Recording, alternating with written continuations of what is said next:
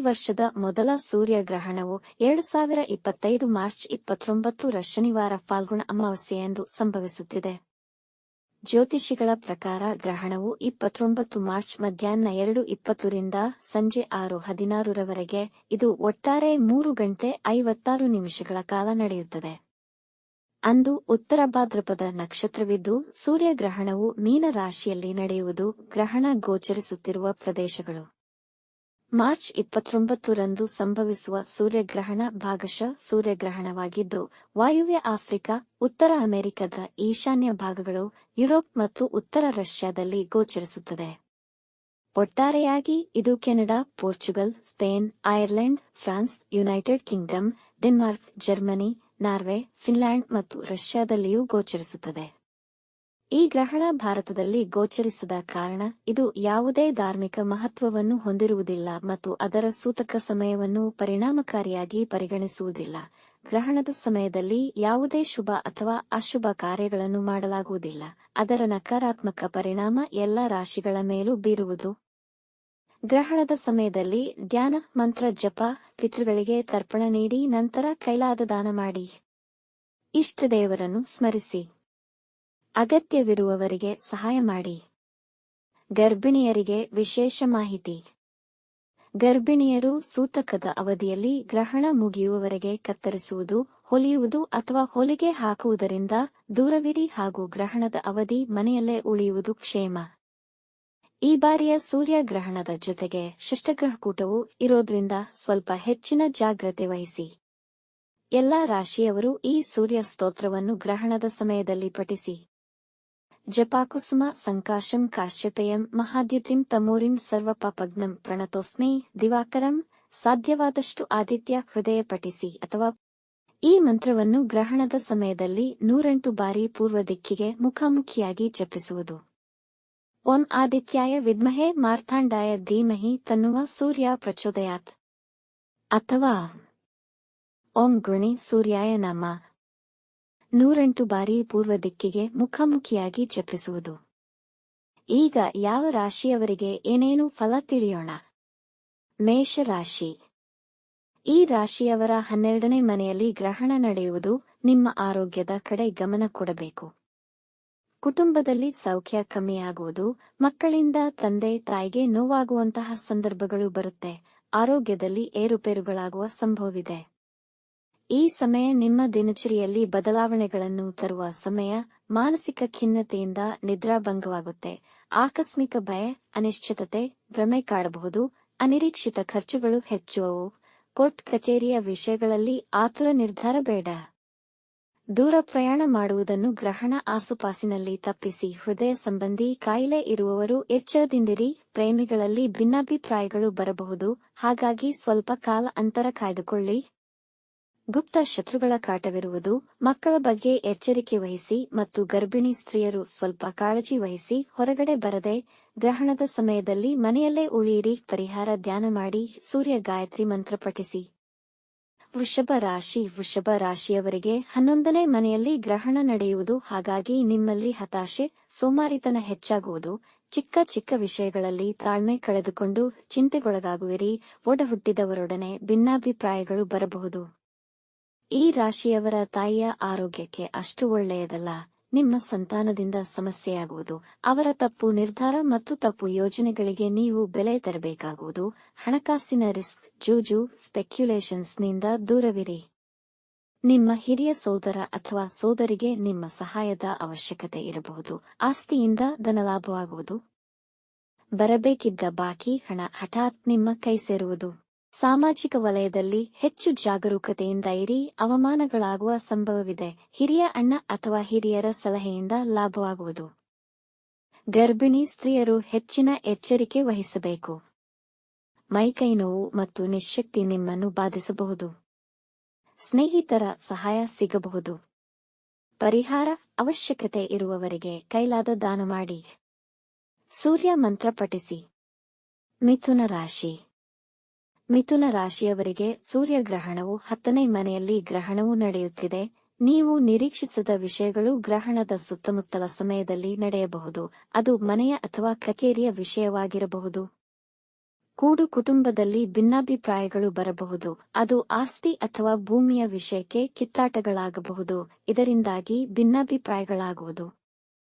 ಆರೋಗ್ಯದಲ್ಲಿ ಸಮಸ್ಯೆಗಳಾಗುವುದು. ನೀವು ಅಂದುಕೊಂಡಂತೆ ಕೆಲಸ ಕಾರ್ಯಗಳು ಸಮಯದಲ್ಲಿ ಪೂರ್ಣವಾಗದಿರಬಹುದು. ಹಾಗಾಗಿ ಭಾಗ್ಯ ನಮಗೆ ಸಹಕರಿಸುತ್ತಿಲ್ಲ ಎನಿಸಬಹುದು. ಕೆಲಸದ ವಿಷಯವಾಗಿ ಮುಖ್ಯ ನಿರ್ಧಾರಗಳನ್ನು ತೆಗೆದುಕೊಳ್ಳುವ ಸಮಯ ಬಂದಿದೆ. ಆದರೆ ಗ್ರಹಣದ ಆಸುಪಾಸಿನಲ್ಲಿ ತೀರ್ಮಾನ ಬೇಡ. ಸಣ್ಣ ಪುಟ್ಟ ವಿಷಯಗಳಿಗೂ ಮನಸ್ಸು ವಿಚಲಿತವಾಗುತ್ತೆ. ದಂಪತಿಗಳಲ್ಲಿ ವಿರಸ, ಅಸಮಾಧಾನಗಳಾಗುವುದು. ತಂದೆ ಮತ್ತು ತಾಯಿಯ ಆರೋಗ್ಯದ ಬಗ್ಗೆ ಎಚ್ಚರಿಕೆ ವಹಿಸಿ. ಧನಹಾನಿಯಾಗುವ ಸಂಭವವಿದೆ. ಕೆಲಸದ ಅಥವಾ ವ್ಯಾಪಾರದ ವಿವಾದಗಳಿಂದ ದೂರ ಉಳಿಯಿರಿ. ನಿಮ್ಮ ಮೇಲಧಿಕಾರಿಗಳ ಬಳಿ ಅನವಶ್ಯಕ ಮಾತಿಗೆ ಇಳಿಯಬೇಡಿ. ಅಪಘಾತಗಳಾಗುವ ಸಾಧ್ಯತೆ ಇದೆ. ಪರಿಹಾರ: ಧ್ಯಾನ ಮಾಡಿ, ಗೋಧಿದಾನ ಮಾಡಿ, ವಿಷ್ಣು ಆರಾಧನೆ ಮಾಡಿ. ಕಟಕ ರಾಶಿ. ಕಟಕ ರಾಶಿಯವರಿಗೆ 9ನೇ ಮನೆಯಲ್ಲಿ ಗ್ರಹಣ ನಡೆಯುತ್ತಿದೆ.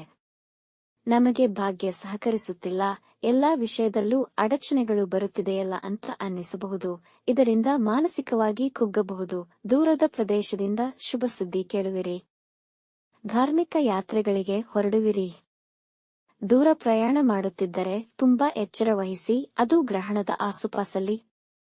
ನೀವು ಯಾವ ವಿಷಯಗಳನ್ನು ನಿರ್ಲಕ್ಷಿಸದೆ ಜಾಗರೂಕತೆಯಿಂದ ನಿರ್ವಹಿಸಿದರೆ ನಿಮಗೆ ಆ ಕಾರ್ಯಗಳಲ್ಲಿ ಯಶಸ್ಸು ಸಿಗುವುದು. ಶತ್ರುಗಳು ನಿಮ್ಮಿಂದ ದೂರ ಉಳಿಯುವರು. ಒಡಹುಟ್ಟಿದವರೊಡನೆ ಮನಸ್ತಾಪಗಳಾಗಬಹುದು.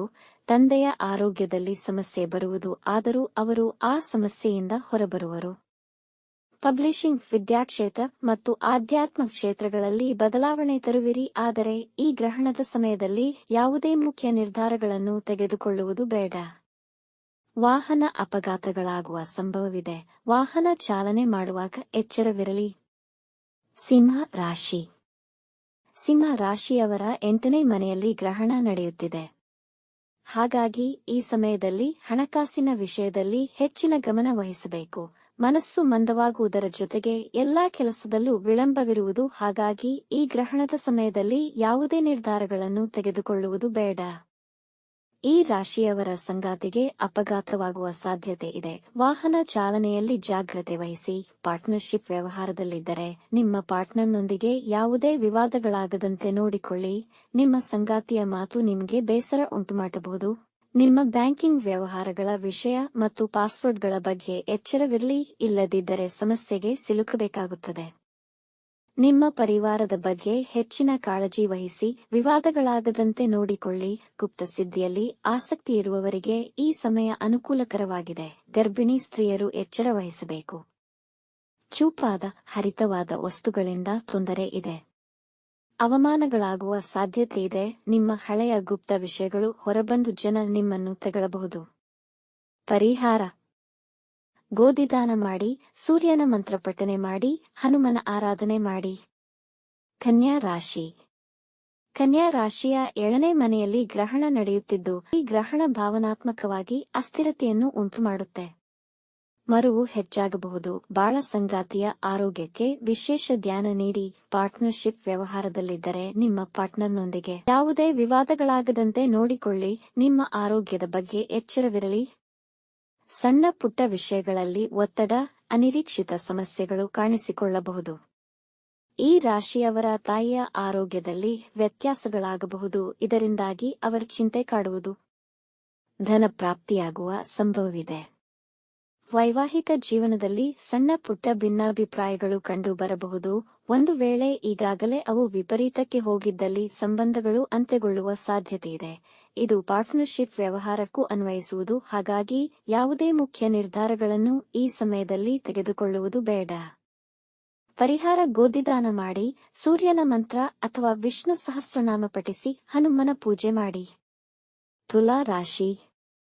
ತುಲಾ ರಾಶಿಯ 6ನೇ ಮನೆಯಲ್ಲಿ ಗ್ರಹಣ ನಡೆಯುವುದರಿಂದ ಅಂತ ಹೆಚ್ಚಿನ ಕೆಡುಕುಗಳು ಆಗುವುದಿಲ್ಲ. ರೋಗ, ಋಣ, ಶತ್ರುಭಾವದ ನಡೆಯುವುದರಿಂದ ನಿಮ್ಮ ಈ ಎಲ್ಲಾ ಸಮಸ್ಯೆಗಳಿಂದ ಹೊರಬರುವ ಮಾರ್ಗಗಳು ದೊರೆಯುವುದು. ಯಾವುದೇ ಮುಖ್ಯ ನಿರ್ಧಾರಗಳನ್ನು ಗ್ರಹಣದ ಸುತ್ತಮುತ್ತ ತೆಗೆದುಕೊಳ್ಳುವುದು ಬೇಡ. ಆರೋಗ್ಯ ಸಮಸ್ಯೆಗಳು ಕಡಿಮೆಯಾಗುವುದು. ವಿದೇಶಕ್ಕೆ ಸಂಬಂಧಪಟ್ಟ ವ್ಯವಹಾರಗಳ ಬಗ್ಗೆ ಸ್ವಲ್ಪ ತಾಳ್ಮೆಯಿಂದಿರಿ. ನಿಮ್ಮ ಕೆಲಸ ಕಾರ್ಯಗಳನ್ನು ಬಹಳ ಎಚ್ಚರಿಕೆಯಿಂದ ನಿರ್ವಹಿಸಬೇಕು. ಲಾಭದಲ್ಲಿ ಸ್ವಲ್ಪ ಕೊರತೆ ಕಂಡುಬರುವುದು, ಹೆಚ್ಚಿನ ಒತ್ತಡ ಇರುವುದು. ವಿದೇಶ ವ್ಯವಹಾರಗಳಿದ್ದರೆ ವಿಶೇಷ ಎಚ್ಚರಿಕೆ ತೆಗೆದುಕೊಳ್ಳಬೇಕು. ಮಾತಿನಲ್ಲಿ ನಿಯಂತ್ರಣವಿರಲಿ. ಗರ್ಭಿಣಿ ಸ್ತ್ರೀಯರು ಹೆಚ್ಚಿನ ಜಾಗೃತೆ ವಹಿಸಿ. ಆಹಾರದ ವಿಷಯದಲ್ಲಿ ಎಚ್ಚರಿಕೆ ಇರಲಿ. ದೂರ ಪ್ರಯಾಣದಲ್ಲಿ ಸಮಸ್ಯೆಗಳಾಗಬಹುದು. ಆರೋಗ್ಯ ಕೆಡಿಸಿಕೊಳ್ಳದೆ ಕಾಪಾಡಿಕೊಳ್ಳಿ. ಪಿತ್ರಾರ್ಜಿತ ಆಸ್ತಿ, ಬರಬೇಕಿರುವ ಬಾಕಿ ಹಣ ನಿಮ್ಮ ಕೈ ಸೇರಬಹುದು. ಪರಿಹಾರ: ಸೂರ್ಯ ಉಪಾಸನೆ ಮತ್ತು ಅವಶ್ಯಕತೆ ಇರುವವರಿಗೆ ದಾನ ನೀಡಿ. ವೃಶ್ಚಿಕ ರಾಶಿ. ವೃಶ್ಚಿಕ ರಾಶಿಯವರಿಗೆ ಗ್ರಹಣವು 5ನೇ ಮನೆಯಲ್ಲಿ ನಡೆಯುತ್ತದೆ. ವ್ಯಾಪಾರ ವ್ಯವಹಾರಗಳಲ್ಲಿ ಜಾಗ್ರತೆ ವಹಿಸಬೇಕು. ಯಾವುದೇ ವ್ಯವಹಾರಗಳಲ್ಲಿ ಈ ಸಮಯದಲ್ಲಿ ಹೂಡಿಕೆ ಮಾಡಬೇಡಿ, ಅದು ಷೇರು ಮಾರ್ಕೆಟಿಂಗೂ ಅನ್ವಯಿಸುವುದು. ವಿದೇಶಿ ಸಂಬಂಧಿ ವಿಷಯಗಳಲ್ಲಿ ಯಾವುದೇ ಮುಖ್ಯ ನಿರ್ಧಾರಗಳನ್ನು ತೆಗೆದುಕೊಳ್ಳುವುದು ಬೇಡ. ಒಡಹುಟ್ಟಿದವರ ವಂಚನೆಗೆ ಒಳಗಾಗಬಹುದು. ಹೊಸದಾಗಿ ವ್ಯಾಪಾರ ಪ್ರಾರಂಭಿಸದಿರುವುದು ಉತ್ತಮ. ಕುಟುಂಬದವರ ಆರೋಗ್ಯದಲ್ಲಿ ತೊಂದರೆಗಳು ಬರೋ ಸಾಧ್ಯತೆ ಇರೋದ್ರಿಂದ ಅದರ ಬಗ್ಗೆ ಗಮನ ವಹಿಸಿ. ಮಕ್ಕಳ ಆರೋಗ್ಯ ಮತ್ತು ಅವರ ನಡೆನುಡಿಗಳ ಮೇಲೆ ಗಮನವಿರಲಿ. ಈ ಸಮಯದಲ್ಲಿ ಮಕ್ಕಳಿಗೆ ಓದಿನಲ್ಲಿ ಆಸಕ್ತಿ ಕಮ್ಮಿಯಾಗಬಹುದು. ಪ್ರೇಮಿಗಳಲ್ಲಿ ವಾಗ್ವಿವಾದಗಳಾಗಬಹುದು. ಆಹಾರ ಸೇವನೆಯಲ್ಲಿ ಎಚ್ಚರವಿರಲಿ.